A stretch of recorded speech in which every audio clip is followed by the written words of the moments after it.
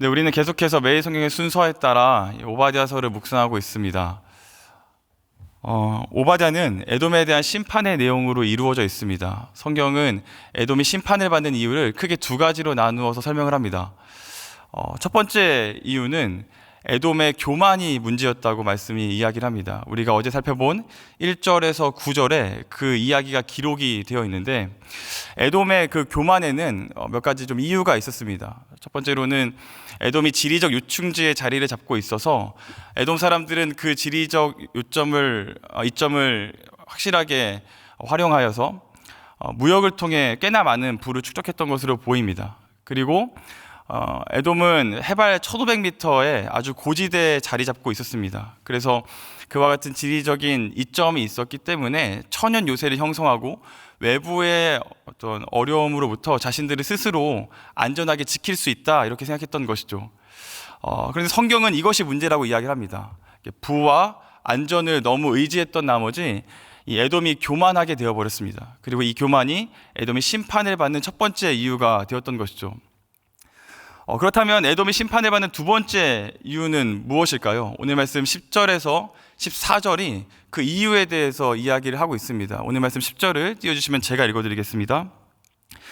내가 내 형제 야곱에게 행한 포악으로 말미암아 부끄러움을 당하고 영원히 멸절되리라.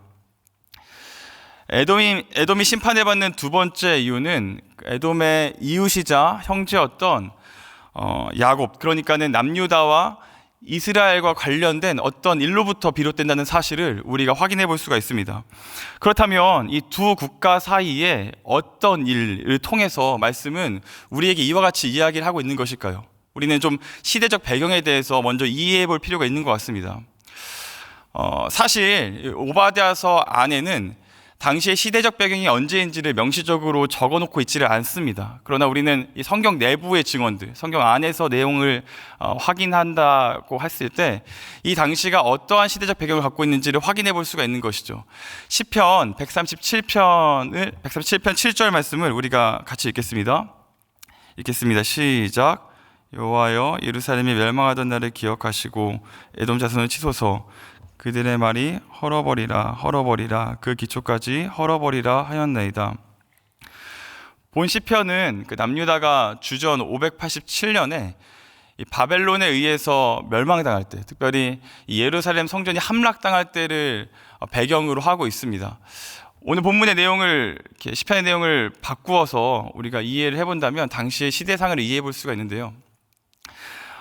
남유다가 바벨론으로부터 이 어려움을 당하고 있을 때 에돔이 어떠한 자세를 취하고 있었느냐면, 형제였던 남유다를 도와주는 것이 아니라 도리어 바벨론을 응원하면서 바벨론의 편에 섰던 것을 우리가 확인해 볼 수가 있습니다.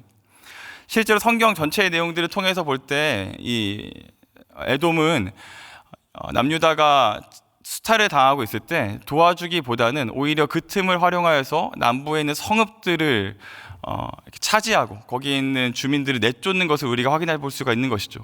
그뿐만 아니라 남유다의 마지막 왕이었던 시드기야가 바벨론의 전쟁 중에서 이 어려움을 피하기 위해 아라바 광야로 이제 피신해 가는데, 그때 그 시드기야를 잡아서 바벨론의 손에 넘겨준 사람들도 바로 에돔 사람들이었습니다. 이처럼 에돔 사람들은 이 남유다가 어려움을 당하고 있을 때 그 어려움을 도와주기보다는 오히려 그 어려움을 좋아하고 더 나아가서는 그 틈을 이용하여서 자신의 유익을 삼았던 것이죠. 성경은 거기에 에돔이 심판을 받는 이유가 있다, 이렇게 설명을 하고 있습니다. 사랑하는 성도 여러분, 에돔이 심판을 받는 이유가 무엇입니까? 이웃을 대하는 태도에 문제가 있었다는 겁니다. 이웃을 바르게 대하지 않고 이웃을 마땅히 소중하게 대했음에도 불구하고 에돔이 그와 같은 일에 실패했던 것이죠.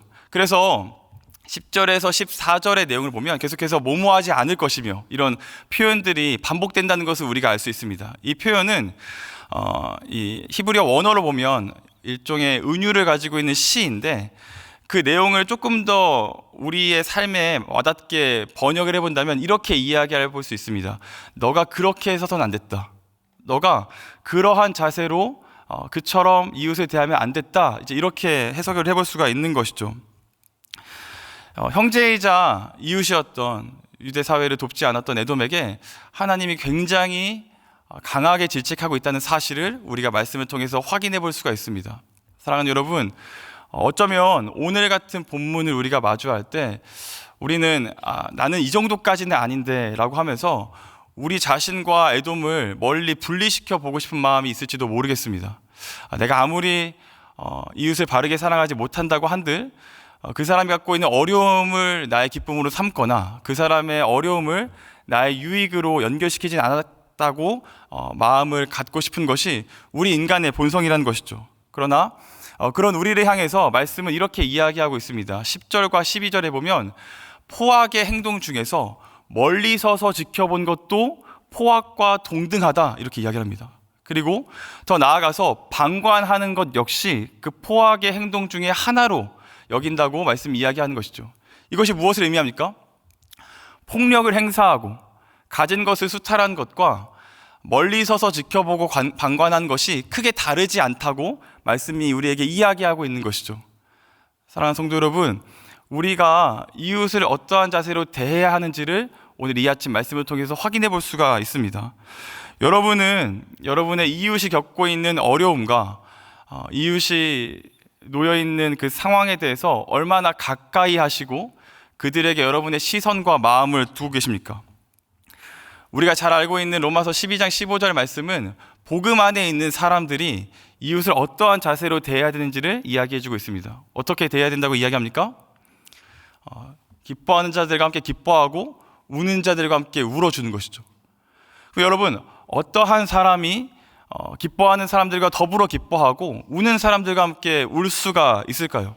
적어도 멀리 있는 사람들은 그와 같은 일을 할 수가 없습니다.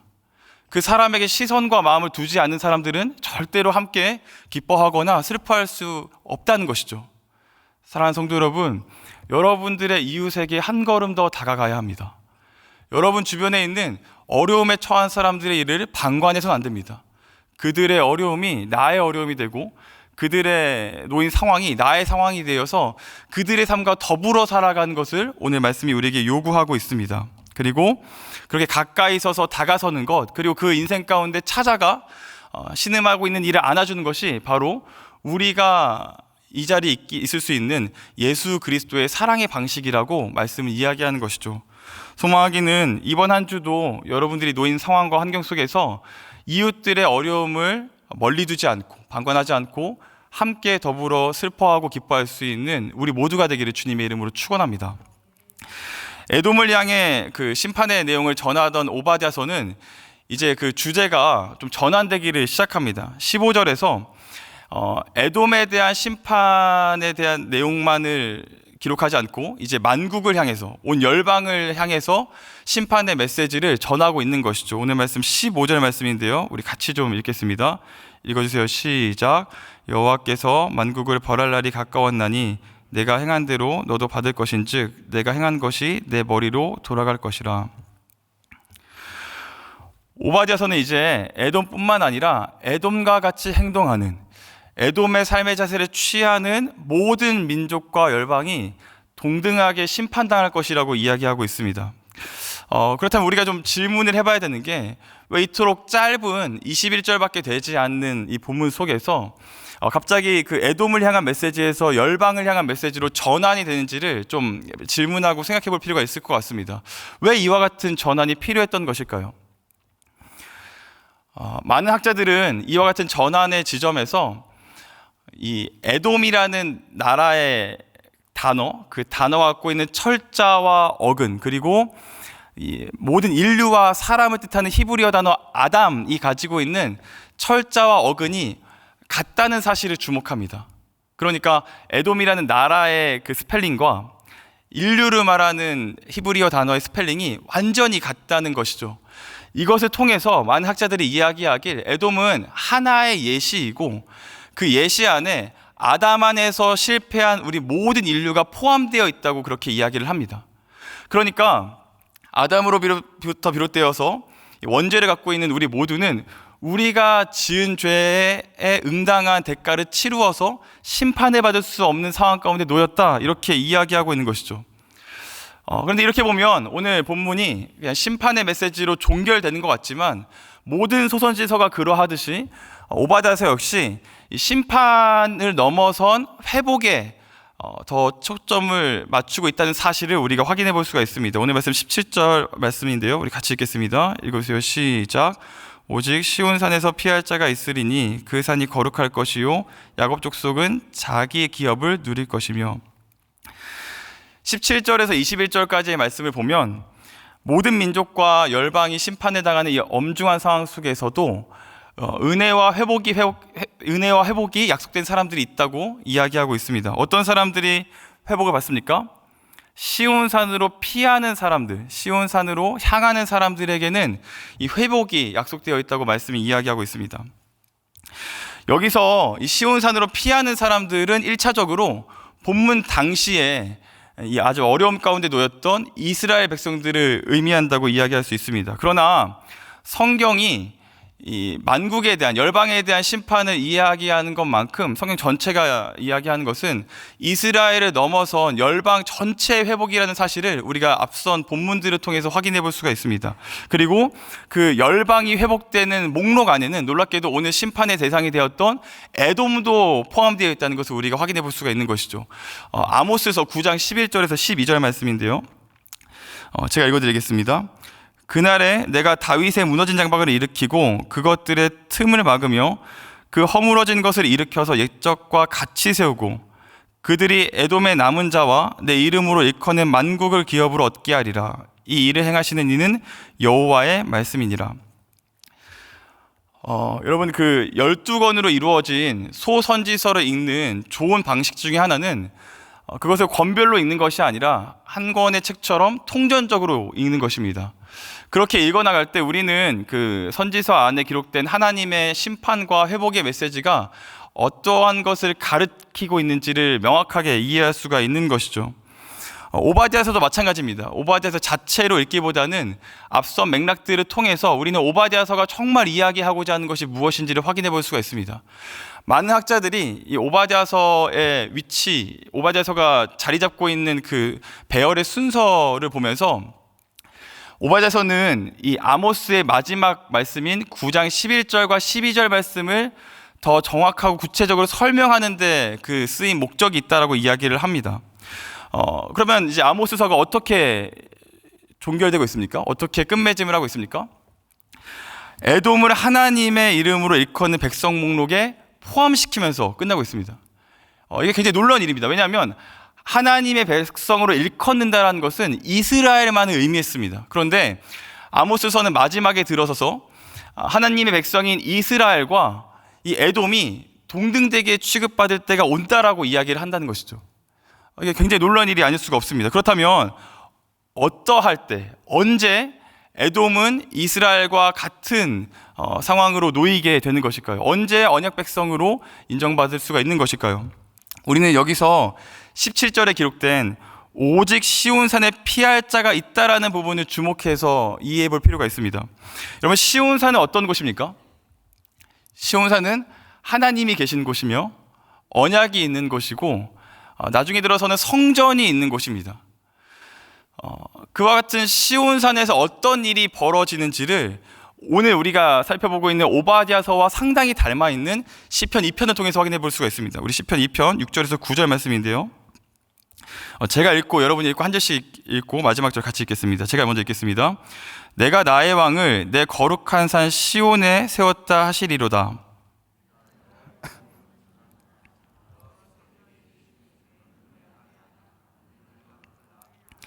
내게 구하라. 내가 이방 나라를 내 유업으로 주리니 내 소유가 땅 끝까지 이르리로다. 함께 읽겠습니다. 내가 철장으로 그들을 깨뜨리며 질그릇같이 부수리라 하시도다. 하나님께서 시온에서 아들을 낳으시고 열방을 정복하시겠노라고 말씀하십니다. 이 본문을 처음 마주했을 유대인들은 이렇게 이해했을 겁니다. 자신들의 나라를 세워나가는 어떤 정치적인 메시아, 자신들을 구원하고 자신들과 반대되는 민족들은 심판하시는 어떤 분이 있어서 자신들만을 구원할 것이다, 이렇게 이해를 하는 것이죠. 물론 1차적으로는 그런 일들을 기대할 수 있을 것 같습니다. 그러나 신약 성경을 소유하고 있는 예수와 십자가의 사건으로 이 본문을 재해석해 본다면 우리는 하나님께서 시온에서 아들을 낳으시고 열방을 정복하시는 것이 그와 같은 정치적이거나 무력의 방식으로 이루어지지 않았다는 것을 알 수 있습니다. 시온의 아들이 누구입니까? 예수 그리스도입니다. 예수 그리스도께서 이 땅을 어떠한 방식으로 정복하셨습니까? 무력이 아니죠. 복음과 사랑의 방식으로 정복하셨습니다.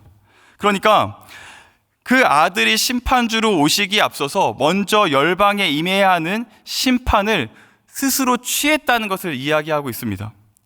그렇게 예수님께서 심판을 취하심으로 인해서 아모스서 9장에 나오는 무너진 다윗의 장막을 세우시고 에돔과 같이 주변부에 있었던 언약 백성에 속하지 않았었던 모든 민족들을 다 구원하시겠노라고 말씀은 우리에게 이야기하고 있습니다. 언제 에돔이 구원받습니까? 어떠한 방식으로 에돔이 구원받을 수 있습니까? 예수 그리스도의 십자가 사건을 통해서 구원받을 수가 있습니다. 사랑하는 성도 여러분, 오늘 본문을 통해서 우리는 구원받은 교회가 세상과 어떤 관계를 맺어야 하는지를 다시 한번 생각해 볼 수가 있습니다. 여러분, 세상은 어떤 곳입니까?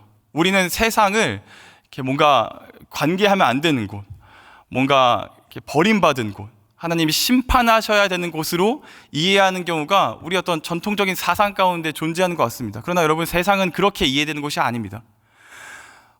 세상은 어떤 곳입니까? 하나님께서 이처럼 사랑하셔서 자신의 아들을 내어주시기까지 회복시키고자 하셨던 곳입니다.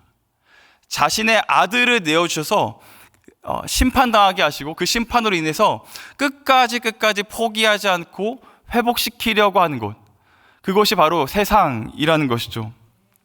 그리고 여러분, 그와 같은 그 회복의 사역은 오늘 저와 여러분 같은 이미 구원받은, 이미 시온산에 있는 교회에게 함께 부여됐다는 사실을 기억해야 합니다. 하나님께서 그와 같은 방식으로 주변부에 있는 사람들까지 회복시키셨던 것처럼 우리 역시 구원받았기 때문에 구원받은 것으로 끝나는 것이 아니라 심판당해야 되는 사람들에게 찾아가서 그들이 모르고 있는 복음의 메시지를 전해야 한다는 것이죠. 여러분, 구원은 구원받는 것으로 끝나는 것이 아닙니다. 우리를 구원하신 하나님의 목적은 우리를 선교적인 존재로 삼으시고 누군가에게 찾아가 복음을 전하고 구원에 이르는 선교의 사역을 감당하도록 그렇게 우리를 인도하신다는 겁니다. 사랑하는 성도 여러분, 이런 맥락에서 선교는 우리의 어떤 일상일 수밖에 없고 교회는 선교적인 공동체일 수밖에 없습니다. 여러분, 절대로 나는 구원받고 좋은 교회에 있으니 나는 안전하다라고 안심하셔서는 안 됩니다. 나는 그냥 이 교회 안에서 누리는 것들을 누리고 내 몸 하나 건사하겠다라는 식으로 하나님이 우리를 부르지 않으셨다라는 겁니다. 하나님은 우리를 구원하셔서 구원을 모르는 사람에게 보내셔 그 사람들을 구원토록 우리를 먼저 택하여 부르셨다는 사실을 기억하셔야 합니다. 그래서 여러분, 우리를 살리신 하나님은 우리를 통해서 또 다른 누군가가 구원받기를 원하십니다. 그러기 위해서 우리가 무엇을 해야 합니까? 앞서 나눴던 것처럼 가까이 다가서서 그 사람의 어려움들을 우리의 마음과 시선에 두어야 합니다. 소망하기는 구원받은 것에 감사할 뿐만 아니라 누군가를 구원하도록 부름받았다는 사실에 더 감사할 수 있는, 우리가 누리고 있는 이 모든 것들이 누군가에게는 흘러가야 한다는 사실을 기억하시면서 오늘을 살아가게 되는 저와 여러분 되기를 주님의 이름으로 축원합니다. 이 시간 함께 기도하시겠습니다. 이 시간 기도하실 때 여러분들이 가지고 나온 기도의 제목들을 토대로 기도하시면서 한 가지 더 기도했으면 좋겠습니다. 하나님, 오늘도 우리가 구원받은 사람으로서 이 땅을 어떻게 살아가야 되는지를 다시 한번 깨닫게 하시니 감사합니다. 주님, 우리가 받은 구원의 가치가 누군가에게 흘러가는 것으로 더 드러나도록 주님 인도하여 주시옵소서. 우리 함께 기도하심으로 나아가시겠습니다. 기도하시겠습니다. 하나님, 그렇습니다. 주님.